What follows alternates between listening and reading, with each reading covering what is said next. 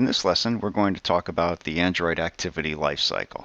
The activity lifecycle is important to understand because an app can go through different stages in Android. For example, if your app is running and then the user gets a phone call, the app is actually paused at that time, and then when the user has completed the phone call, they may want to go back to the application, but they don't want the application to restart from scratch. They want it to go back to where they had left off. To understand how to do this correctly, you have to understand the activity lifecycle.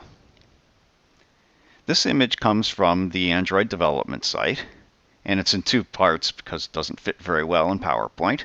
But the first step is where the activity is launched. And at that point, the code will get an onCreate event. After the onCreate, we'll get an onStart event. And assuming that the app continues, it may get an onResume, but at that point, the activity will be running, as you can see in that green area. Now, if the activity is paused because another activity, like a phone call, or they wanted to go to the contacts form or something like that, occurs, an onPause event will occur. At that point, if they resume the activity by putting it back into the foreground, the activity will get an onResume event. If the activity is not immediately resumed, Android may come and garbage collect it and kill the process. At that point, the activity would have to be completely restarted. And instead of resuming, it would go back to the onCreate method. If the activity is no longer visible for long enough for that to occur, then we get an onStop event. And then finally, after onStop, there's an onDestroy event. And at that point, the activity is completely shut down.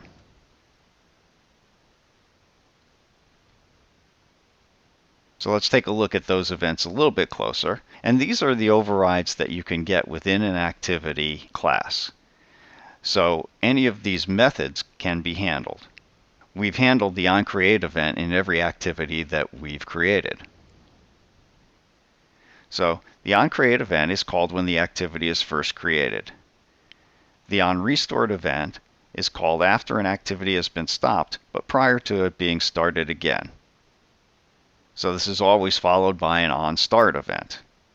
And the onStart follows an onCreate or an onRestart, and it's called when the activity is becoming visible to the user. So we've actually gone through the onCreate, and within the onCreate, we've taken all the resources and created our view objects and loaded data, and that's done in the onCreate. Then in onStart, that's when the activity actually starts to become visible to the user. The onResume is called when an activity can start interacting with the user, and that's particularly important after an onPause.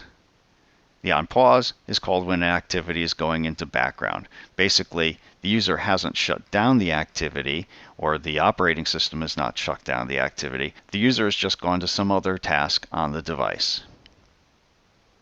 The onStop method is called when the activity is no longer visible to the user. And finally, you get the onDestroy method. Let's take a look at the sequence of events.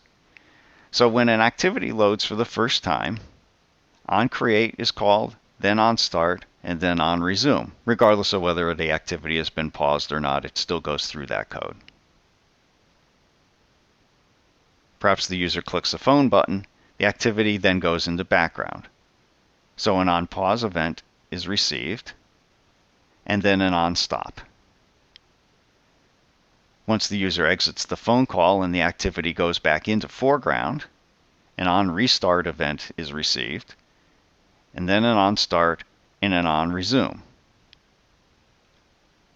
If the user clicks the back button from the initial screen of the activity in an effort to close it, or within code you call the finish method, the activity will call onPause first, and then onStop, and then onDestroy. That's when the activity is fully destroyed and removed from memory. If you call the finish event in code, these things don't necessarily happen immediately because the Android operating system determines whether there's enough memory pressure to actually garbage collect the application or not. So onDestroy may not happen until the garbage collection is ready to destroy the activity. So that's the activity lifecycle. In future lessons, we'll be talking about other Android application elements.